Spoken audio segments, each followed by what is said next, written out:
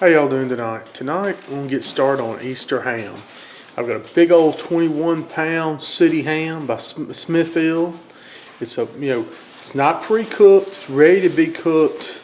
21 pounds. It's got whole ham with the hock on it and the butt end.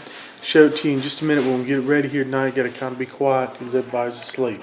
So there's the ham right there. It has been smoked a little bit, but it is not cooked. So what we're going to do, we're going to prepare it to cook. I went ahead and it had some sort of stocking on it, and I pulled that off with the plastic. Well, now we're going to score the skin. Alright, what we want to do is we want to start over here. I don't know if you can see this as far down as you can. We just want to make a slight cut in the skin. Just score it, just going around like this. Okay? Not important way up that high on the neck bone, or on the hock there, not the neck bone, where the trotter started. We're going to do it again. Keep coming at an angle kind of like this. And this is going to make those pretty diamond shapes in the ham you've seen. Let's see, you don't want to make this much.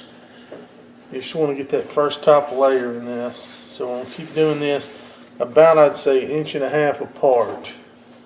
We'll go this way until we get to the end of the ham. Over here on the side, pull it like this.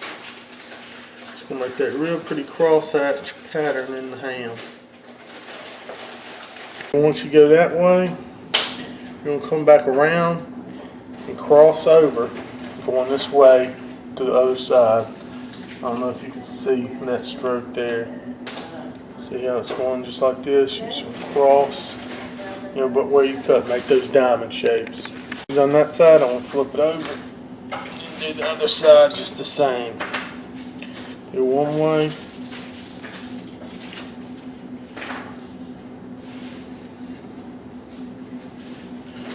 And then we'll come back and go the other way. Now that you got it all scored like that, put this fat side up, we'll get in the pan. I got it in my roasting pan now. I'm going to take a couple cans of Coca-Cola or Dr. Pepper will work too. Some pour over the ham. Just want to give it some liquid here.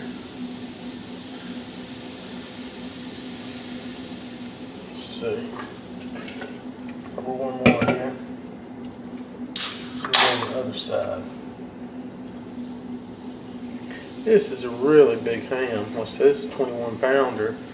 You don't necessarily have to get one this big. We're just feeding a lot of people. And it's going to be a good one.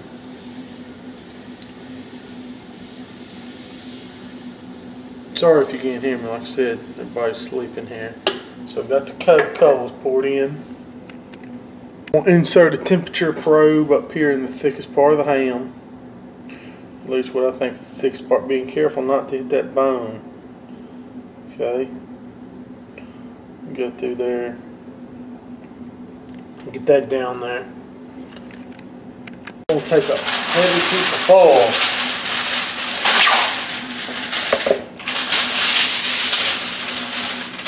Make a tin over this dude.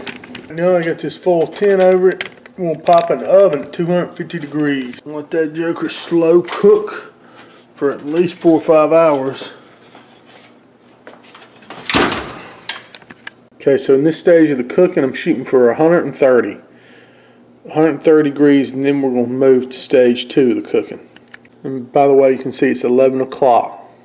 I want y'all, the ham's been cooking about 7 hours now. I'm going to start with making glaze for this ham this morning. First ingredient, if I don't spill it, start with a cup of molasses. Just old-fashioned molasses, 1 cup. I add about 3/4 cup of honey. About a cup of, this is apricot preserves, whatever fresh fruit preserves you have on hand. And a couple cups of brown sugar. And last but not least, about a pint of your favorite bourbon. We're going to stir all that together, put it on low. And we're going to simmer this once it comes to a simmer for about 20 minutes.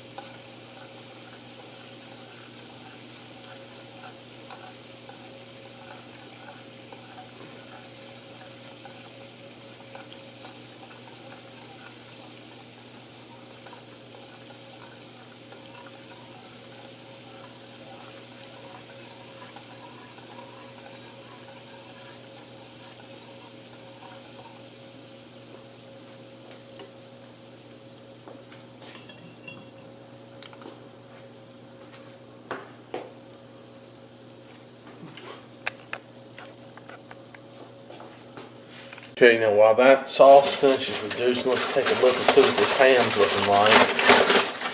Open it up here.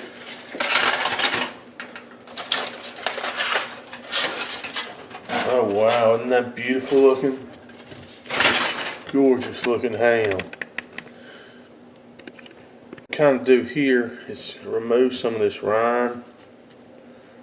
You know, a little bit was still in the ham. Throw that down toward the bottom. Pull this thermometer out for now. With this, it's a good little, see that? Remove something that's got that rind on there. It's looking real good. Okay, so now what we're going to do is we're going to start putting this glaze on here. Just coating the whole ham with this wonderful glaze. Now that I got it coated with this glaze, I've got some cloves. I'll go in here with these cloves and start shoving some of these cloves just an inch or so apart in some of these little cracks here where we scored the ham. It's going to add some flavor to it. Now what we're going to do, we're going to put some pineapples and cherries on there. Take a cherry, put a rod through it. Hang a pineapple on. Right now I'll get the ham nice and covered here. What we're going to do is cover it back up. And I got it covered with the pineapples and everything and the glaze. Cover it back up, leave it out here because it is fully cooked now. When we get back from church, I'll pop it in the oven on about 350 for about 30 minutes just to cure in that glaze. So now that I got the ham all decorated here, I'm going to put it back in the oven on 350 for about 35 minutes. Alright, so now it's ready. Beautiful ham. We're going to carve it up, ready for our Easter dinner. God bless all y'all. Like I said, we can't forget the meaning of Easter. He has risen. But I just wanted to share this with y'all. This ham recipe, and we're going to sit down and have us a family dinner now. I'll try to post some pics of it being carved up.